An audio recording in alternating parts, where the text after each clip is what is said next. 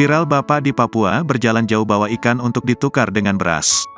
Momen seorang bapak di Papua berjalan kaki di malam hari untuk menjual ikan viral di media sosial. Momen tersebut dibagikan oleh pengguna TikTok Wike Afrilia. Dalam unggahannya itu, Wike merekam seorang pria yang bernama Abi berjalan ke rumahnya pada malam hari. Tertulis dalam video, Bapak Abi mengantarkan ikan untuk dijual karena ia dalam kondisi lapar. Nampak Pak Abi mengeluarkan 2 ekor ikan dari kantongnya sambil tersenyum. Pak Abi bercerita bahwa ikan itu ia ambil dari sebuah sungai kecil Avium. Wike pun terkejut karena lokasi sungai itu berada jauh dari kediamannya. Adapun 2 ikan yang dijual oleh Pak Abi itu adalah ikan nelon dan panah. Ia ingin menjual ikan-ikannya seharga Rp50.000.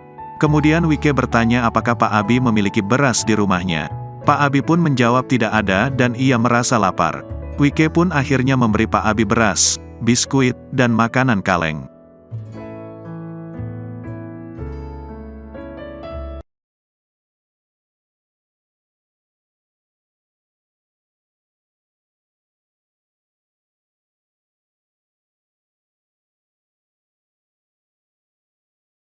Terima kasih sudah nonton. Jangan lupa like, subscribe, dan share ya.